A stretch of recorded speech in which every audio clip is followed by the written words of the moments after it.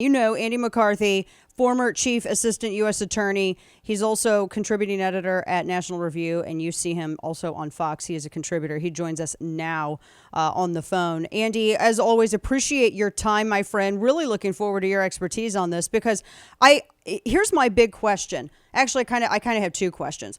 Why now? Why did this happen now? And then the other one, I understand that classified material is involved. But it just kind of seems like maybe they could have maybe issued a subpoena or a phone call. Yeah, I wanted to get your thoughts.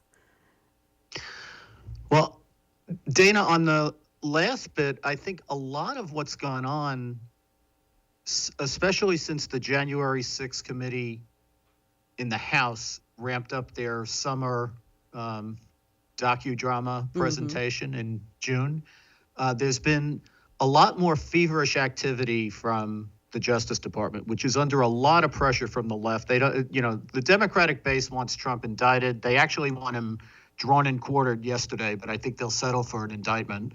And they want to know why it hasn't happened yet. And they feel, I think, looking at Garland, the Attorney General, like he's not committed enough to it. He's not energetic enough. And then they found out that he reaffirmed that advice that Barr, which is just common sense advice that Barr issued during the Trump Justice Department, where he said that basically if you're going to indict a presidential candidate or investigate a presidential candidate, that's the kind of thing that the highest level of the Justice Department, namely the Attorney General, should sign off on. I would have thought everybody would have thought that was the case anyhow. So that just seems like common sense to me. But once it turned out that Garland had seen the sense in it and had reaffirmed it, there was all kinds of hysteria about, well, he doesn't want to do the case. That's his signal that he's not doing the Trump case.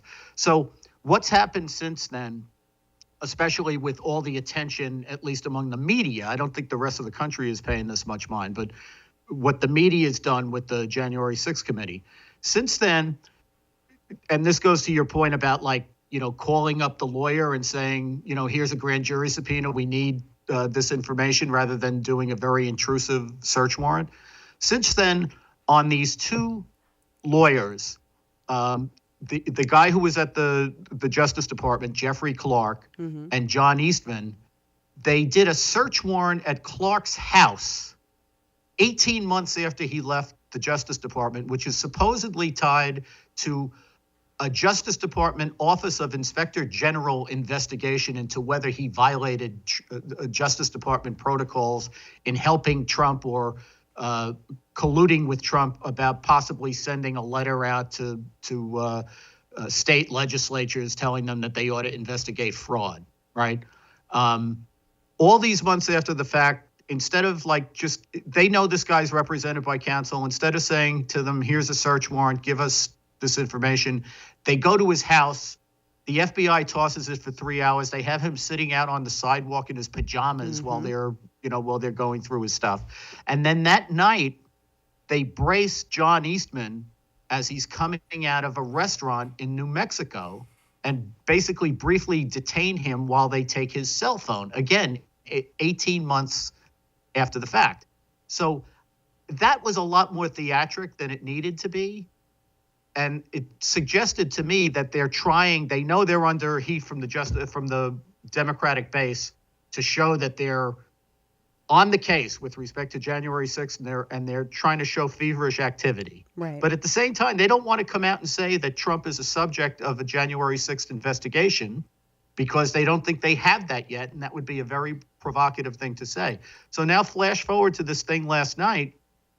I think they've had in their back pocket since January this business about whether he took stuff out of the White House and brought it down to Mar-a-Lago that were basically government property that he shouldn't have transferred.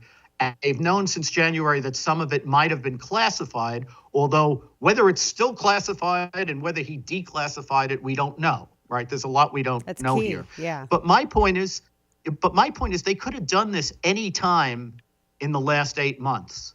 But I don't think you could disconnect this from the Clark search, the Eastman search, and the fact that with great fanfare last week, they subpoenaed Pat Cipollone and Patrick Philbin from the White House counsel's office, which obviously implicates attorney-client privilege issues because they were the White House counsel's office while Trump was president.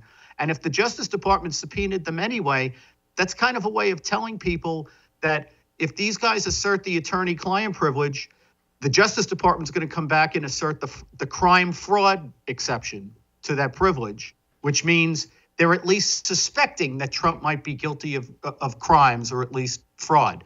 So I think a lot of this is, I don't want to say all of it because they're clearly doing an investigation, but I think a lot of this is unnecessary theater under circumstances where you could easily have proceeded by grand jury subpoena and just dealt with the lawyers. And instead, they want to show that they're aggressively conducting an investigation. Yeah, we're talking with our friend Andy McCarthy, also author of Ball of Collusion, The Plot to Rig an Election and Destroy a Presidency. It kind of also sounds, I mean, it sort of hints at it may be kind of a fishing expedition too. I mean, you're going for one thing, and I mean, maybe that doesn't work in this particular case legally, but it does at least give that appearance. And people who, might be laymen and for legal protocol, definitely looks like that to them. Yeah, and it totally works, Dana, because just a quick summary on how the law works in this regard. If I'm conducting an investigation, let's say for stolen guns, I know that they're distributing stolen guns out of an apartment, but I suspect they might also be selling drugs. I write my warrant. I know they're selling stolen guns because I have an informant who bought one. And as I write my warrant, I'm not going to say anything about drugs because I know the law is once the agents have a legitimate reason to be on the premises conducting a search and looking around, they can take anything that's obviously criminal. Yeah. So if I write in my warrant that I think they're going to find a pile of cocaine in there and they don't find a pile of cocaine, I look like I don't know what I'm doing or that I don't know my case well enough. But if I say nothing and I get them a warrant so they can look for guns and they find cocaine on the table, they can take the cocaine. So that's often the way that you handle that situation. You only get the warrant for the thing you are most confident you're going to find because you know that if the agents find other obvious criminal evidence, they can take it. Right. So in this instance, you're dealing not only with classified information, but the backdrop to this is that they say Trump violated the Presidential Records Act, which was enacted after Watergate. Up until Watergate, it used to be that the presidents were basically the custodians of the materials from their presidency. Right. But after all the controversy over Watergate and the tapes, Congress changed the law, and now presumptively things belong the property of the government, not the president. And they can there's always a controversy. And they can declassify things, but that has to be done during the tenure of president, correct? Yes, but here's the wrinkle with that, because if it wasn't Trump, there wouldn't be wrinkles, right?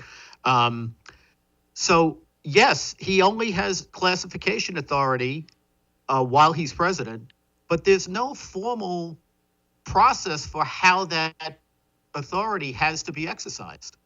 Interesting. So, there is a process that they're supposed to use.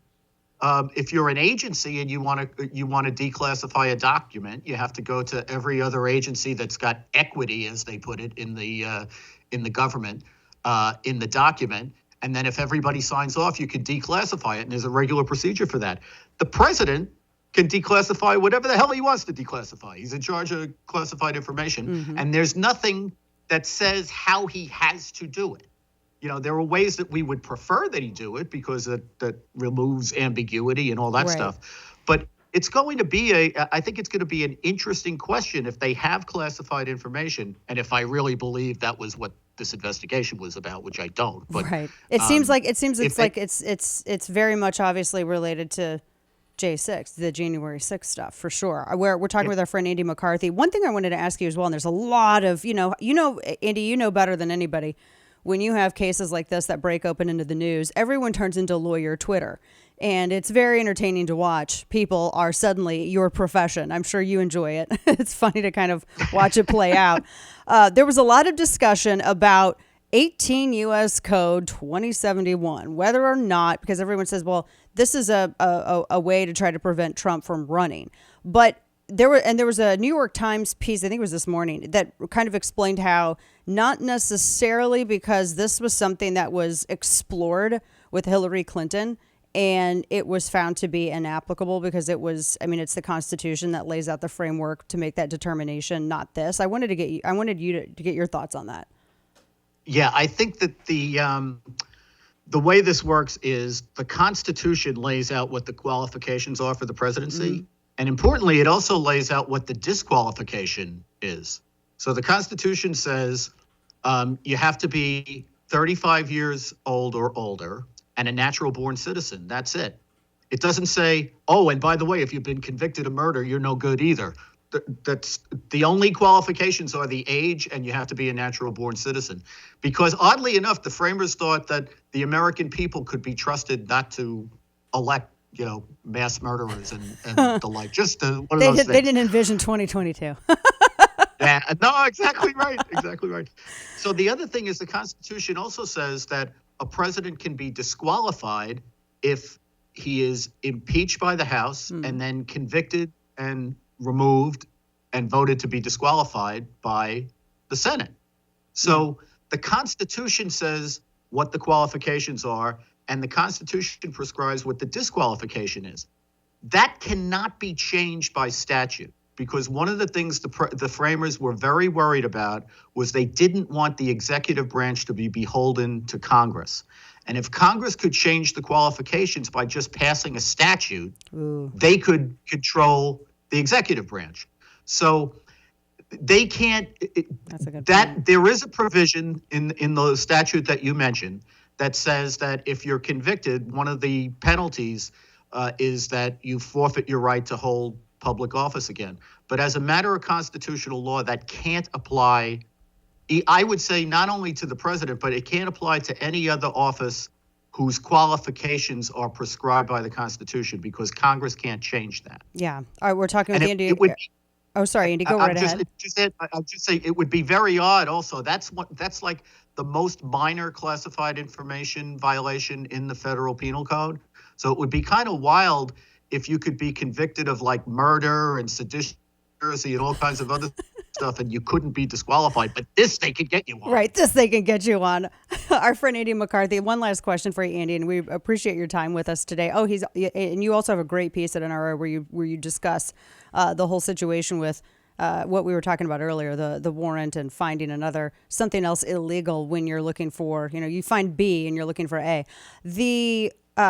What's next? Because I my thought is that this seems so over the top and theatrical, as we were discussing, that if there isn't some kind of, major announcement on evidence or, indictment or something like that comes in the next few days, I feel like this horribly backfires for Merrick Garland.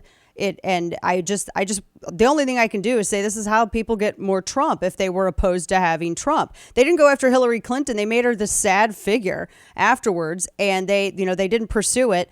And it seems like this administration chose not to do that with Trump if they were really that afraid of him. What does come next? Well, I do think that you're right that they haven't figured out how they got Trump in the first place, and they're doing exactly the sort of things that get people riled up. I mean, basically, if we haven't learned after 8 years that this interplay between the Justice Department and elections, electoral politics is combustible, and we should keep the Justice Department out of it. I don't know what it's going to take to teach us that. Yeah. And I think that is, people see this, they think there's two tiers of justice. They see, if you got a D after your name, you get away with everything. And, here they're tossing Trump's house. So obviously that gets people riled up.